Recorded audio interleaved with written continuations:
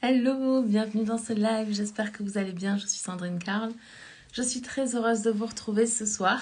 Dans le live de ce soir, on va continuer un petit peu à avancer avec cette histoire d'intuition, comment la développer, comment y prêter plus attention, comment lui laisser plus de place dans notre vie. Et aujourd'hui, j'avais envie de vous parler d'intention. L'intention, pour moi, c'est quelque chose de très important et je fais une différence entre l'intention et l'objectif. Pour moi, l'objectif, il est comme purement mental. C'est vraiment la direction que je donne à mon esprit pour commencer à mettre en place des actions qui vont me permettre de matérialiser ce que j'ai envie de matérialiser. Puis l'intention, c'est davantage pour moi la manière dont j'ai envie de vivre les choses. Donc pour moi, c'est le but, mais comme un peu le but émotionnel quelque part. Et donc, pourquoi c'est important d'avoir une intention et un objectif, et ou un objectif, comme vous voulez, en fonction de quelles sont vos croyances, sur quoi vous travaillez et pourquoi vous avez besoin de votre intention. Mais l'idée, c'est qu'en fait, une intention va vous donner un but, parce que très souvent, dans notre vie, tous autant qu'on est, on a tendance à être en pilotage automatique. Et du coup, on va avoir ce sentiment peut-être parfois de passer à côté de notre vie, de pas avoir profité pleinement d'un instant avec des êtres chers, de pas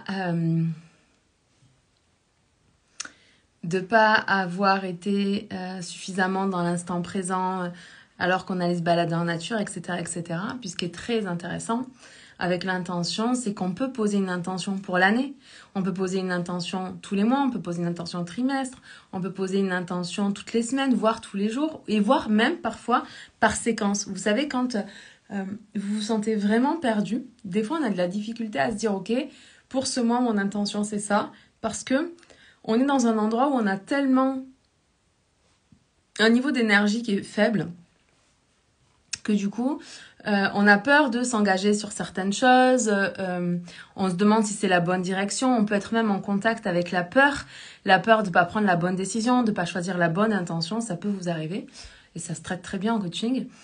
Mais l'idée, c'est que vous pouvez travailler par séquence. Et donc, vous dire, ok, là, par exemple, je me mets sur, je sais pas, je dois rédiger mes emails de ma newsletter, par exemple. Vous pouvez poser une intention. Ben, mon intention, c'est de rédiger rapidement, avec plaisir et facilité, mes emails pour ma newsletter, par exemple. Ou vous pouvez poser une intention, ok, pendant ce coaching, où je me fais coacher, voici mon intention, ce que j'aimerais que ce coaching m'apporte, ou voici mon intention pour mon ou ma coachée. Bref, et l'intention de séquence, elle vous permet de constamment revenir dans l'instant présent et de ne pas partir justement dans les vagues émotionnelles que la vie peut nous apporter, mais aussi cette agitation mentale dans laquelle on peut rentrer parfois. Donc, pour moi, l'intention, c'est quelque chose sur lequel vous allez décider de porter votre attention. Puis pour moi, ça ressemblerait à la recette magique de mon point de vue pour entreprendre avec facilité, c'est intention, attention, zéro tension. Intention, je donne la direction, le but. Ok, je vais porter mon attention sur telle chose. Par exemple, si vous voulez utiliser l'intention pour rencontrer le grand amour de votre vie, ça va être de vous dire, ok, mon intention, c'est de rester ouverte aux personnes que je vais croiser et potentiellement découvrir le grand amour de ma vie au travers des rencontres que je vais faire. Donc ça peut être, tiens, aujourd'hui, mon intention, c'est d'être plus attentive aux personnes qui me fréquentent pour découvrir des choses que je ne sais pas. Encore une fois, quand on est en pilotage automatique, mais même dans nos relations avec nos parents, dans nos relations avec nos enfants, dans nos relations avec notre conjoint, on a tellement l'impression de connaître l'autre qu'on n'est pas ouvert à découvrir toute la profondeur de l'identité qu'a cet autre. Et du coup, typiquement, si vous posez l'intention ce soir en rentrant du travail, par exemple, d'être attentif à ce que votre conjoint a à vous proposer, de quoi il a envie de parler, qu'est-ce qu'il a envie d'exprimer qui serait potentiellement différent de ce que vous avez l'habitude, ben, du coup, ça va comme ouvrir la porte à ce que cette chose-là se passe. Donc ça, c'est possible. Donc ça, c'est la première étape, intention. La deuxième étape, c'est attention. C'est le fait de porter son attention sur quelque chose. Puis la meilleure façon de porter son attention sur quelque chose, c'est 1, d'utiliser le corps, et 2, de faire des actions. Utiliser son corps pour faire des actions. Parce que quand je suis en train de me concentrer sur la rédaction d'un email, pour reprendre l'exemple que j'évoquais précédemment, Et ben du coup, je vais porter mon attention sur l'intention que j'ai posée juste avant. Et la troisième étape, c'est zéro tension. C'est pas la peine d'être dans l'effort douloureux physique, dans la contraction. C'est pas la peine d'être dans la douleur. C'est pas la peine d'être dans la souffrance. C'est pas la peine d'être dans une énergie qui vous coûte de l'énergie. Ou dans une énergie de « oh là là, je sais pas comment je vais faire ça, c'est tellement compliqué, puis j'y arriverai pas ». Et quand vous êtes là-dedans, il y a une forme de tension qui se crée. Et en fait, l'idéal, c'est vraiment de pouvoir agir sans aucune tension. Vous posez votre intention, ok, j'ai envie de faire, je sais pas, X milliers d'euros pour mon lancement. Attention, je vais juste porter mon attention sur chaque élément que je vais avoir à faire pour atteindre mon objectif. Zéro tension, je fais ça sans aucune tension. Pardon. Et votre intention votre intuition à ce moment-là, quand vous êtes dans le zéro tension, quand vous avez fait les actions que vous aviez dit que vous aviez à faire, sans exagérer, parce que, encore une fois, vous savez, c'est nos conditionnements, nos messages contraignants qui bloquent l'intuition. Mais quand on est dans nos messages contraignants, type fais des efforts, dépêche-toi et tout ça, on est tellement dans le stress parce qu'en fait, ces messages se déclenchent quand on est stressé. Et on part dans un cercle vicieux parce que plus on fonctionne selon ces drivers-là, plus on crée du stress et de l'anxiété. Donc, c'est à ce moment-là que c'est intéressant d'aller regarder, ok, est-ce que les actions que je fais, je les fais sans tension ou est-ce que je les fais avec une forme de pression, avec du stress, avec des choses comme ça. Et du coup, pour ce qui est de l'intuition, votre intuition, elle a vraiment besoin de ce zéro tension pour se manifester.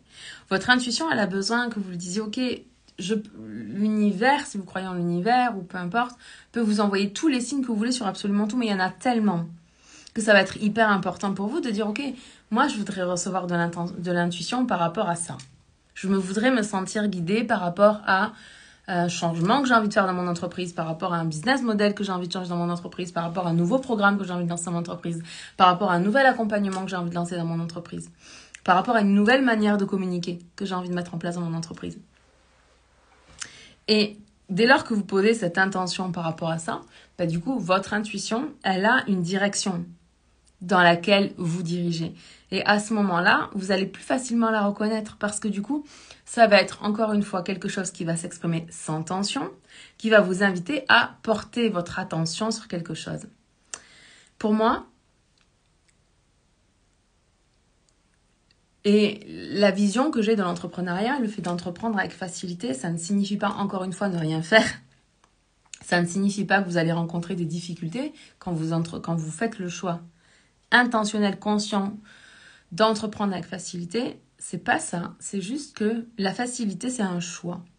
La facilité, c'est quelque chose que vous choisissez. Quand vous créez un programme, vous allez avoir peut-être tendance, si vous avez fait des efforts, à complexifier le processus de lancement, la manière de structurer et de délivrer votre contenu, etc., etc. Puis l'idée, en fait, c'est que vous pouvez faire les choses beaucoup plus facilement et que votre message, il va s'exprimer. En fait, vous allez pouvoir transmettre l'information que vous aviez envie de transmettre. Et du coup, la facilité, c'est quelque chose que l'on peut retrouver dans l'action. Parce que pour moi, c'est dans l'action qu'on peut vraiment voir cette manière d'agir avec facilité. D'ailleurs, quand vous regardez, vous savez, les experts, les gens qui sont en maîtrise de quelque chose, ça a l'air tellement simple pour eux. Ça a l'air tellement évident. Ils ne sont pas en train de se compliquer la vie par rapport à tout un tas de choses. Non, les vrais experts, les maîtres, les gens qui sont vraiment en maîtrise de ce dont ils parlent, on a tellement l'impression que c'est facile pour eux. Nous, on a l'impression que nous, ça nous demande de réfléchir, d'aller connecter plusieurs idées, plusieurs thèmes, plusieurs thématiques. Je suis désolée. Je ne sais pas pourquoi j'ai décidé de tousser. Enfin, mon corps a décidé de tousser maintenant. Ah, je m'accepte. Je me sens gênée. Regardez un maître, peu importe quel est son art, que ce soit quelqu'un qui maîtrise le piano à la perfection, que ce soit un de vos mentors qui excelle dans son domaine, que ce soit même une femme de ménage qui prend un immense plaisir à faire le ménage chez elle, il y a une forme de fluidité et de facilité. Et ça, vous n'êtes pas obligé d'avoir atteint l'excellence. ou l'expertise d'attendre d'avoir fait 10 000 heures de quelque chose pour l'avoir. Dès le départ, vous n'êtes pas obligé d'agir avec de la tension ou de la pression.